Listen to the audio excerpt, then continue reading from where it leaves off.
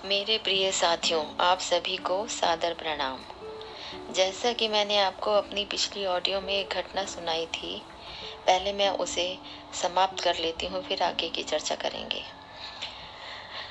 जब वह वृद्ध दंपत्ति अपने मृत पुत्रों की आत्मा को सुन रहे थे कि हमें सभी कष्ट अपने कर्मों के कारण ही मिलते हैं, क्योंकि ये हमारे ही निर्णय होते हैं कि हमें अपने कर्म काटने के लिए या कर्म बंधन से मुक्ति पाने के लिए कितनी पीड़ा सहनी पड़ेगी, ये हमारा ही फैसला होता है। हम ही चयन करते हैं कि हमें कैसा घर, कैसे माता पिता, परवरिश और कितने दुख हमें चाहिए, ताकि हम जल्दी ही इस कर्म बंधन से मुक्त होकर मोक्ष को प्राप्त कर सकें। और इस असहनीय पीड़ा के साथ, इस पीड़ा को झेलते हुए भगवान का नाम सिमरन करते रहें, और उस पर विश्वास ही हमारा एकमात्र सहारा होता है, जो कि हमें इस पथ पर चलने के लिए हिम्मत, ताकत देता है और हमें समय समय पर उस ईश्वर के होने का एहसास भी करवाता है। बस हमें जागृत रहना है। मनुष्य इस जीवन को सार्थक सिर्फ ईश्वर का नाम, जप तप इत्यादि लेकर ही कर सकता है। ऐसा नहीं है कि किसी व्यक्ति को सिर्फ दुख ही दुख मिले या सिर्फ सुख ही सुख मिले। यह याद रखना हमेशा कि हमने जिस धरती पर जन्म लिया है उसे कर्म भूमि कहते हैं, जहाँ हम अपने कर्म काटने आए हैं। अच्छे कर्म किए होंगे तो हमें अच्छे कर्म भी काटने पड़ेंगे, और उसका भी एक उपाय है। अब आप कहेंगे कि अगर अच्छे कर्म करें तो भी हमें काटने के लिए इस धरती पर आना पड़ेगा, तो उसका भी एक उपाय है। और वो उपाय ये है कि हम जो भी अपने अच्छे कर्म करें, दान करें, अपने हाथों से जितना हो सके ज़रूरतमंदों को दान करें, और वो दान करते हुए हम उन कर्मों को ईश्वर को सौंप दें, तो वो सब कर्म हमें ईश्वर के चरणों में ले जाते हैं। हम सभी जानते हैं धरती पर ज्यादा दुख है और सुख कम है, तभी थोड़ा सा सुख मिलते ही हम अपने अनेकों दुख भूल जाते हैं।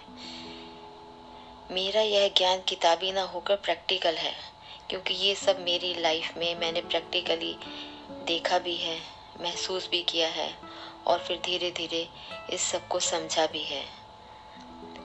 मैंने भी बहुत कष्ट उठाए हैं, और वो भी बहुत कम उम्र में। समझ ही नहीं आता था कि क्या करूं और क्या ना करूं। मैं भी भगवान से नाराज हो गई थी, पर धीरे धीरे जैसे जैसे समय बीतता गया, एक एक करके मुझे मेरे प्रश्नों के उत्तर मिलने शुरू हो गए। चाहे वो जरिया प्रवचन रहे हों, सत्संग रहे हों, मगर सभी के सभी उत्तर उस भगवान के ही आशीर्वाद से और अपनी कड़ी लगन से मिले।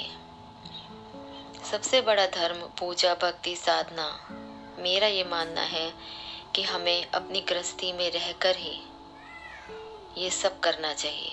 भगवान की प्राप्ति गृहस्थी में रहकर ही करनी चाहिए। वो ज़्यादा सरल और ईश्वर को प्रिय कार्य है। अपने कर्तव्यों का बखूबी निर्वाह करते हुए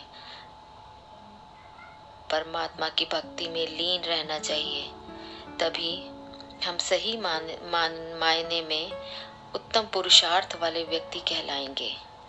घर संसार छोड़कर प्रभु प्राप्ति के पथ पर चलना भी तो एक तरीके से सही नहीं है। मेरा मानना है कि अपना परिवार त्याग कर भी तो हम अपने परिजनों को दुख देते हैं, तो जो फिर से हमारे कर्मों में जुड़ जाता है। भक्ति कीजिए, क्योंकि वो भी कई प्रकार की होती है, जिसमें से एक है संन्यास लेना। संन्यास ही लेना है तो अपने बुरे कर्मों से लेना चाहिए, गलत चीजों से दूर रहकर उनसे संन्यास लेना चाहिए।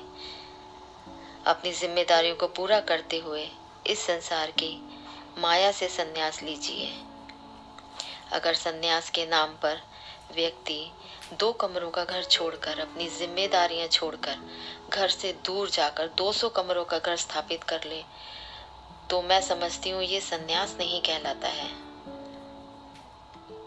अपने लिए साजो सामान, ऐश्वर्य को एकत्र करके रहने लगे, तो उस परिवार का क्या जो उस व्यक्ति पर आश्रित था। खैर, ये तो मेरे विचार हैं, बाकी संसार में हर तरह के व्यक्ति होते हैं। मेरा मकसद सिर्फ यह याद रखना और याद दिलाना है कि हम मनुष्य हैं और मानवता ही हमारा एक धर्म है। यह धर्म निभाकर तो देखिए, जिंदगी आनंद में लगने लगेगी। प्रभु खुद आपकी सहायता के लिए तत्पर मिलेंगे। मेरा ये विश्वास ही नहीं बल्कि प्रमाण सहित मानना भी है, क्योंकि मैंने उस प्रभु की कृपा देखी भी है, समझी भी है और उन्हीं के मार्गदर्शन का अनुसरण कर रही हूँ। भक्ति के और कितने प्रकार होते हैं, इसकी चर्चा हम अगली ऑडियो में करेंगे। चिंतन करें, चिंता नहीं। प्रभु के मार्गदर्शन में आपकी यात्रा सुखद व मंगलमय हो, यही कामना करती हूँ। आप ये ऑडियो अपनी मेड्स, लेबर, गार्ड्स इत्यादि को ज़रूर शेयर करें, ताकि हमारी आधे से ज़्यादा आबादी जो गांव में बस रही है वो भी इन धारणाओं से अवगत हो सके। उन्हें भी सही मार्ग दिखाना आपका ही कर्तव्य है और मानवता का धर्म भी इकलौता धर्म है। इसे ही अगर हम मान लें तो कल्याण हो जाएगा। इसी के साथ श्री राधे कृष्ण।